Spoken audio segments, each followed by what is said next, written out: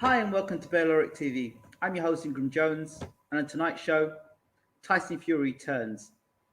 Since the announcement of Tyson Fury's next opponent being Steve Cunningham, I wanted to know why they chose Steve Cunningham as an opponent, and you know how training camp's been going, and what Tyson's views are on the heavyweight division. So without further ado, I'll pass you on to Tyson Fury. I hope you enjoy the show. Hello. Good afternoon, Tyson. Good afternoon. Hi, this is Ingram again from BWTM TV.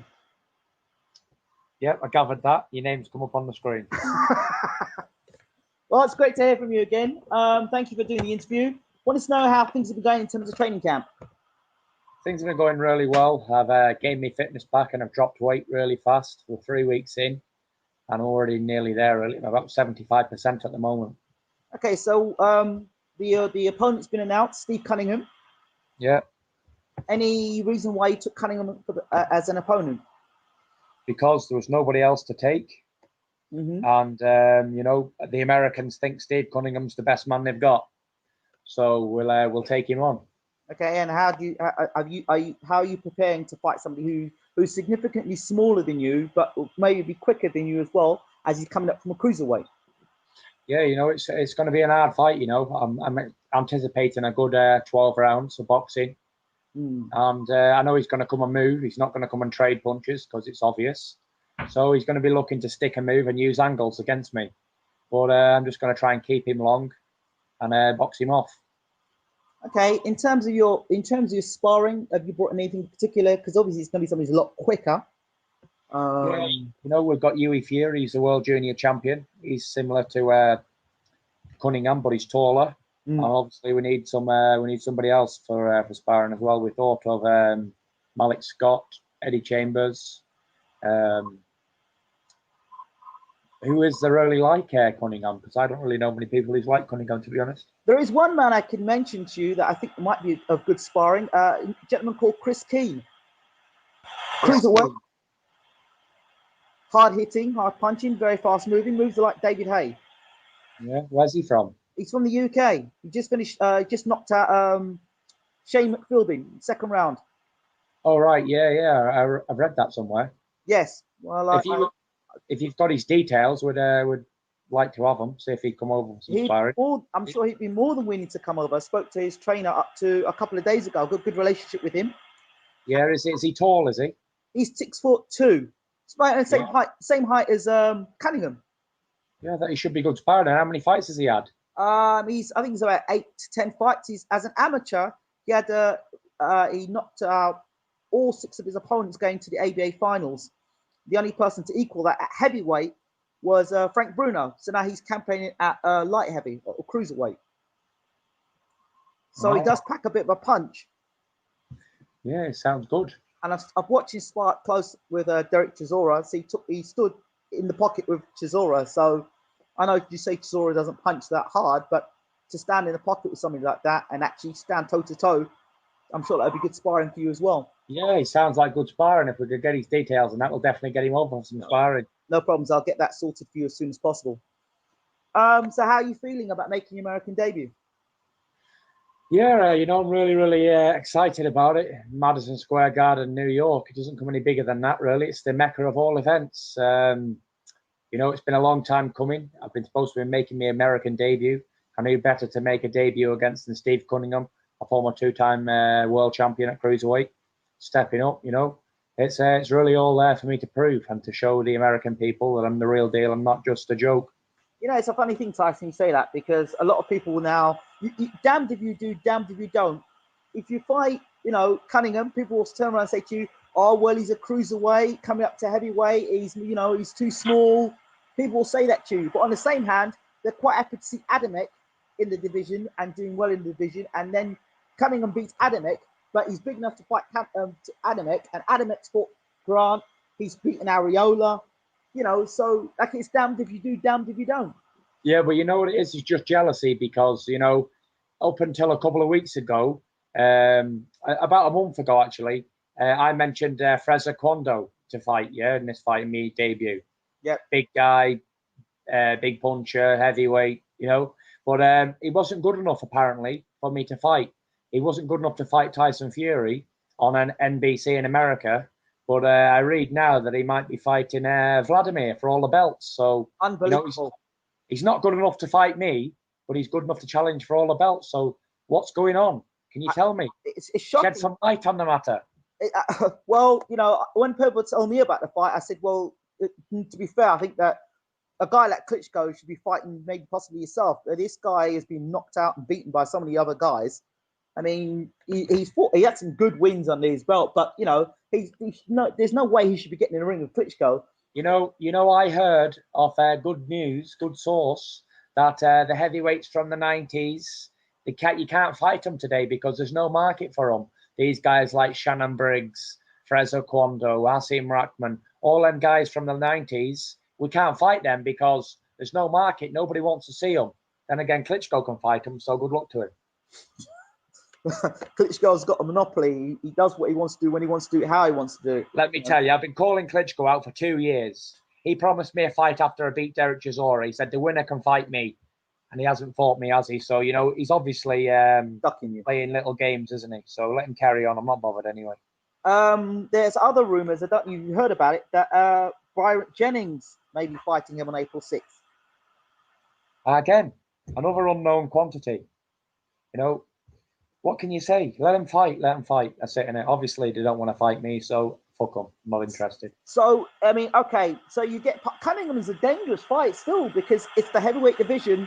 I mean, if it were to go wrong, Tyson, that would put you back a hell of a lot of weight. So it's a great big risk as well. Yeah, no, it's a lose-lose fight for me. It's not a win situation. It's a lose-lose. What can you say? I can only get the opponents that nobody else wants to fight, Kevin Johnson, awkward motherfucker, nobody wanted to fight him. This Steve Cunningham, an awkward motherfucker at heavyweight, doesn't want to fight. People don't want to fight him. So, who else is better than get this big gypsy kid over? He'll fight anybody and get him in there. Fuck him. Nobody else is good enough to fight me. They turned down Deontay Wilder. They turned down Brian Jennings. They turned down the TV. Turned them all down. They said the only person that you can fight is either Adamek or this Cunningham, and Adamek wasn't willing. So we're going full steam ahead with Jason Cunningham, whatever his name is, Steve Cunningham. And it's a risky fight, but you got to take these risky fights, haven't you? So I suppose after I fought this one, I'll have to fight another 5 before I can even get an eliminator again or something. So it's all crazy. Boxing world's on its head at the minute. Yes. 1 minute I'm fighting an eliminator, then I'm going to fight Steve Cunningham. Then next dude, I don't know who they're going to say to me, fight next or do this and do that. It's like I'm a little puppet and they're pulling me strings. I won't be forced to do anything. In a minute, if the boxing doesn't pick up and start playing the white man, it's going to have to fuck off because I'm going to tell it straight. It must be extremely frustrating to be in a position that you're in now. I mean, it seems almost that it's set up for you to lose or to fail or waiting for you to fail. I know, yeah, everybody else can have their chances, but when it comes to me, I don't get any chances or anything good ever comes. Do you know? It's just all. I tell you what it is, yeah. Yeah. These Klitschkos, they say they dominated the divisions for so long, but I didn't realize when I was a kid how they were doing it. Yeah, I just thought it was super supremacies. But now I realize they're avoiding anybody who can fight and they take easy options. So that's how they've done it for the past 20 years. However long they've been fighting. But it seems to me that they control the contract. They pick who they want. They've got their own referees. They've got their own judges. They won't even fight in America anymore. HBO don't want them. They don't want them. HBO need to get the finger out as well because they're faffing around. They'll have the likes of Seth Mitchell and Jonathan Banks on there, but they can't get me an opponent to fight on HBO. I don't know what they're doing. It's like, and the WBC, they're faffing around as well because I was ranked number 3 by the WBC. Jonathan Banks beats the football player and he takes my ranking. Now, I stated publicly that in order, if he wanted to take my WBC number 3, that he'd have to fight for it. Yeah, but no, they haven't made him fight. They've just took it and shoved me down a space. And I don't know what Solomon's doing, but he needs to get his finger out and start forcing some fights because Vitaly's holding the WBC hostage without fighting anybody. Well, okay, let's look at it this way.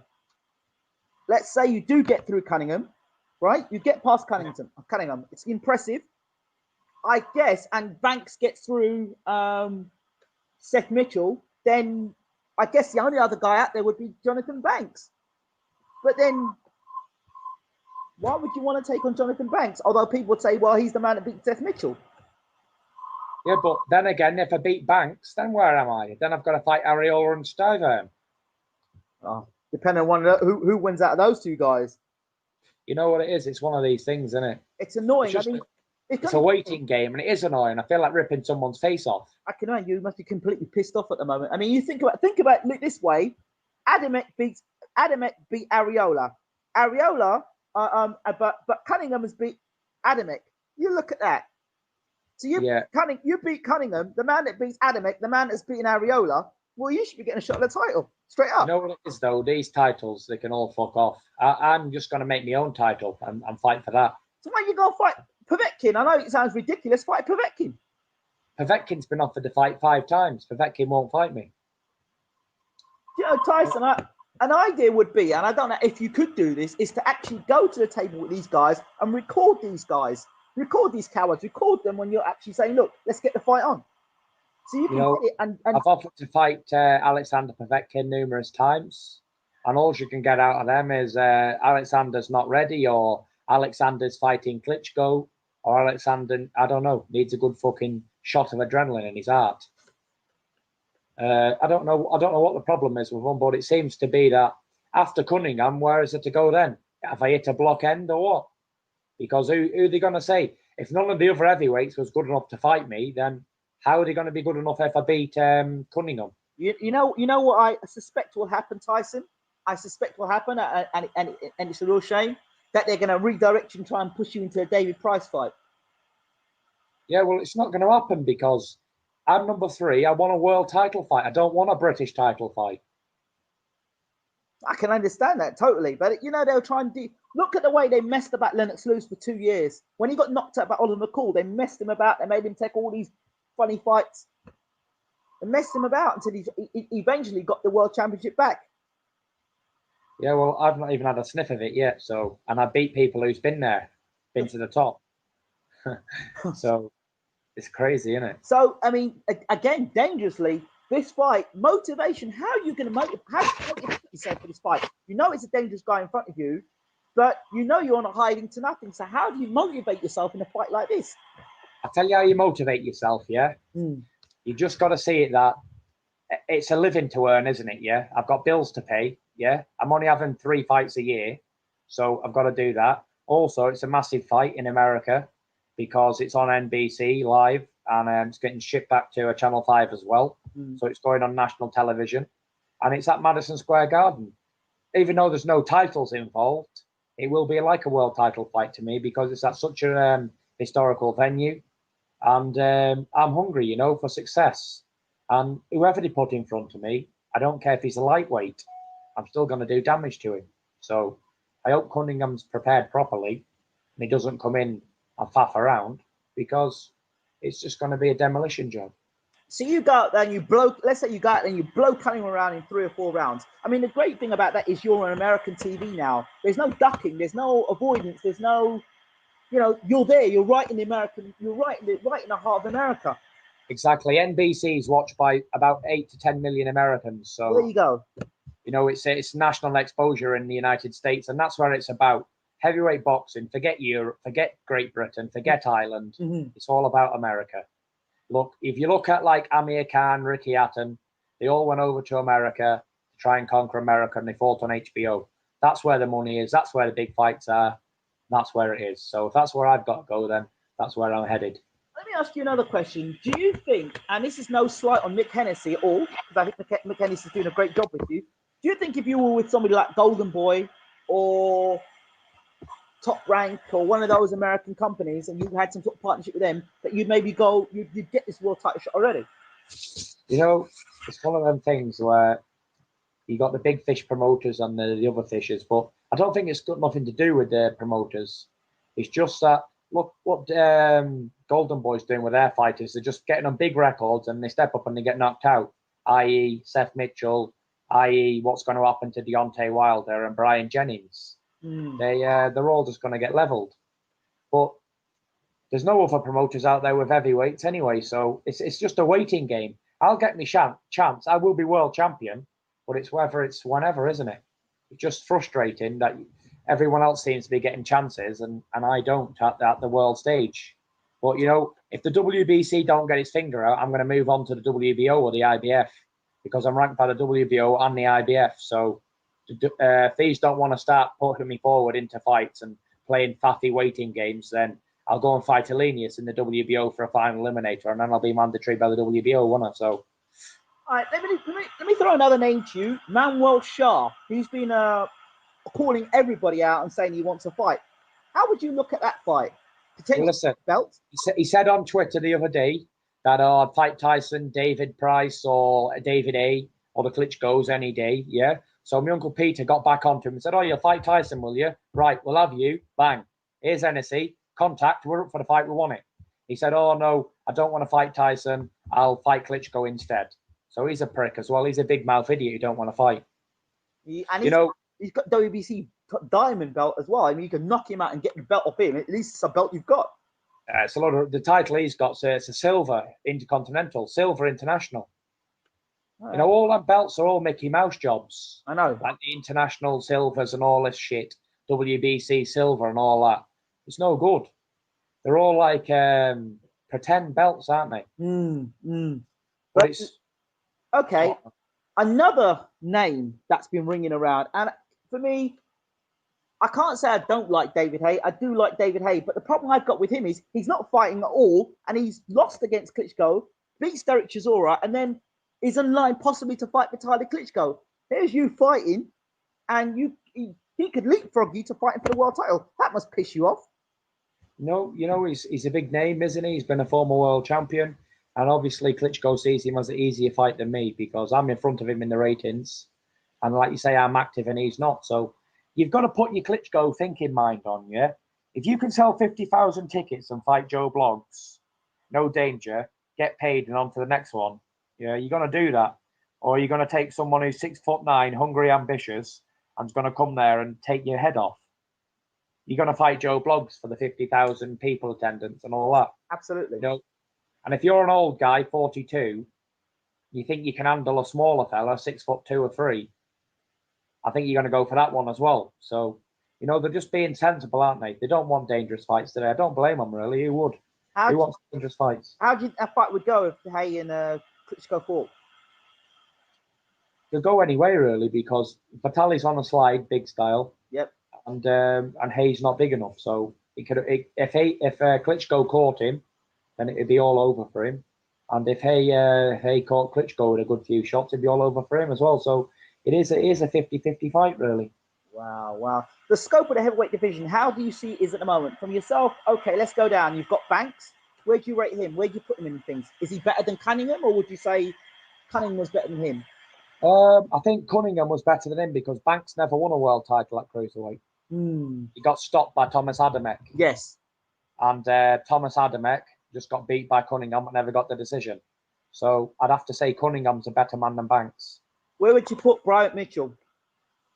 Bryant Jennings, sorry. Bryant Jennings, I put him there in the top 4 in the American heavyweights for sure. Yeah. Because he's a decent boxer and he's a decent mover, you know, and he's got good angles. Okay. Seth Mitchell? Seth Mitchell's there again, very raw, one-dimensional, comes forward, throwing bombs. If he tries to go back to boxing, yep, it's going to be like a pro debut again for him. So, you know, he's not up there with the other guys. Can he beat Banks? Can he beat Banks? I'm sure he can beat Banks if he catches Banks with a big shot. But, you know, his confidence will be low. He's just been knocked out off Banks. And Banks will be on a high confidence boom. So I'm going to say Banks for the double. Okay. Malik Scott. Malik Scott, good boxer. Rangy type of an awkward customer again. Similar to Brian Jennings, big undefeated record, but really he hasn't fought anybody and he needs testing at that decent level. A lot of people talking about Pulev. Where do you put him? Pulev, he's a stiff European who's strong and he's got a heart to win. You know, that's all you need these days in the heavyweights is just a bit of heart to go forward and sling some shots and you'll win. Because a lot of them after 7 or 8 rounds, 10 rounds, they want to show out and they want to quit. No, Pulev's not the best, but he's a rough, tough guy, hasn't he? He's had it hard in Bulgaria. He's fighting for money to change his life. So of course he's going to be a tough opponent for anybody because he's had good amateur background and he's tall and he throws a good 1-2 and a left up and he tries hard. That's the only thing with him. Manuel Shah. Again, Manuel Shah. He's not all that, to be honest. I don't think he's a worse version of Derek Chisora. And the two of them were rumored to fight at some point. Yeah, I see Chisora beating Shah. And I heard another story that they're trying to put Chisora and Wilder in the same ring together. Chisora. Okay, your thoughts on Price and Thompson? I think it's a good fight for David Price. Tony Thompson's only lost twice to Klitschko and once early on in his career, you know, and you don't win all them fights if you're shit. And the guy's a 6'6" southpaw who can punch. So I think David's got he's got his work cut out with Thompson, you know. But I see like David Price hitting him and knocking him out around about 5-6 rounds. But it could be a potential banana skin for David Price because you know Tony Thompson's an awkward southpaw who's tall and can box. You know he's lost twice to Klitschko, once in 11 or 12 and once in 6. So it on paper it's a good win for David Price if he can do it. But we don't know how much Thompson slid down. He's had good notice for this fight, but at 41 or 42, how much ambition has the guy got left compared to a 29-year-old in his pump? That's a good question. But the other thing I'll throw back at you is Matt Skelton was 45 or whatever, came out in the first round and had a go at Price, and for the first half a minute to minute, Price looked very uncomfortable with pressure. Yeah, well, Tony Thompson's not a pressure fighter, is he? He's a boxer. But he carries a good dig on him. He carries a decent dig, but it's how much he wants to win and how much he's coming over for the money. And, you know, it's one of them things he'd be thinking of his health as well. You know, make no mistake, David Price, along with myself, is one of the best heavyweights in the world. Big puncher, good technical skills, tall, knows how to use his range, good speed. You know, an all-round solid fighter. It's going to take a decent man to beat David Price, and I don't see Tony Thompson being that man. I don't see Wilder or Mitchell or Brian Jennings being them people to beat him. I think the only person who can beat David Price is me or a Klitschko. Not Vitali. I think he could beat Vitali, but I don't think he beat Vladimir right now, and I don't think he beat me right now neither. But apart from that, he's a top 3 heavyweight. I think me and David Price could beat David Haye. And I've already beat Chisora, and I think David Price could beat Chisora as well. Okay, would you be prepared to fight? Let me rephrase that question. That's a silly question to ask. David Haye, where do you view him? David Haye, I don't view him at all because he's had his chance. He's a washed-up bum now. He should go into his acting or whatever he wants to do. He's trying to get one last hurrah payday. Good luck to him. I hope he gets 100 million for the fight. But I don't see him as a threat to either me or David Price. And that fight, would you take? I know you've called him out before, and he's had a few things to say about you recently in the British press. Yeah. Your response? Let him wait, innit? Let him fuck off because he's got no right, has he? Where is he? He's beat Chisora in a year or so, and he's just trying to get a fight with Klitschko. He's made it obvious he doesn't want to fight me or any other British heavyweight. Doesn't want to fight anybody else in the world, actually. He only wants to fight Klitschko, so I hope he gets a Klitschko fight and he can just move on and go away and play his games. Because obviously he doesn't want to fight. So, no, this is a fighting game. So, you know, he's made his money. He's got his good looks. He's got his brains. So he's a sensible fella. That's how I view David Haye. Good businessman.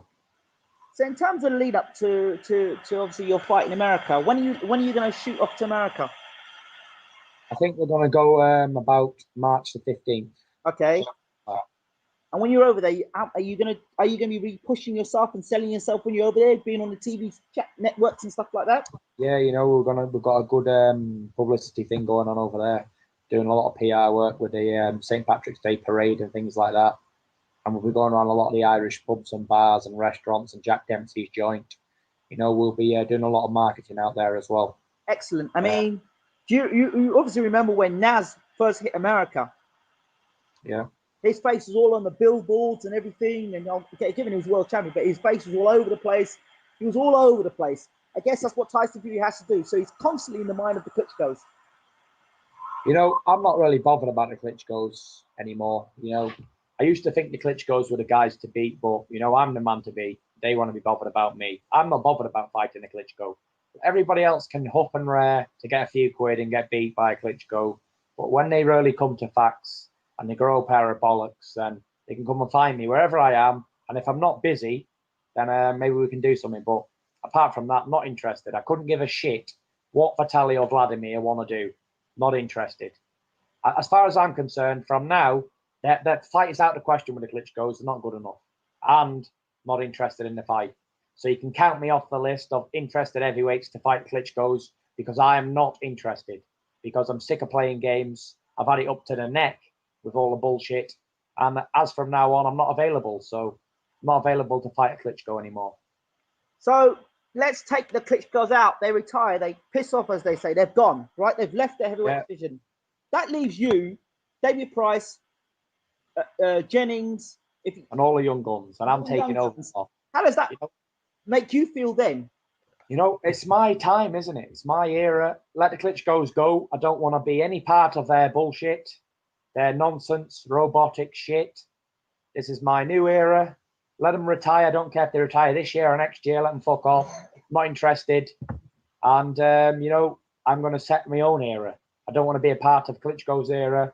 This is going to be the Fury era. But just like the Ali era, the Mike Tyson era, Klitschko era, this is going to be Tyson Fury's era. And I'm taking all the belts. But Tyson, to be fair, if you're going to talk about, legacy and being the best, then the Klitschkos begin your era because you beat the Klitschkos. That puts you, right, he was the man who got rid of the Klitschkos. He is the man. No, it doesn't. In my opinion, it doesn't put me there because even if I did go in there and knock them both out, everyone would say he beat him at the end of the career before they retired, and it was washed up at that stage. I'm not interested because you don't get anywhere. Look at Larry Holmes when he beat Muhammad Ali. He didn't get any grace or credit for it, did he? No. He got disrespect because he beat a hero, he beat a legend. All you got to do, you got to look at Danny Williams, who he beat Mike Tyson. Did that make he was the ultimate force in all the world because he beat a washed-up Mike Tyson? No, he didn't. So I'm not interested. Klitschko lost to Lennox Lewis. They was in the Lennox Lewis's era, but they didn't fight Lennox Lewis, and one did and one lost.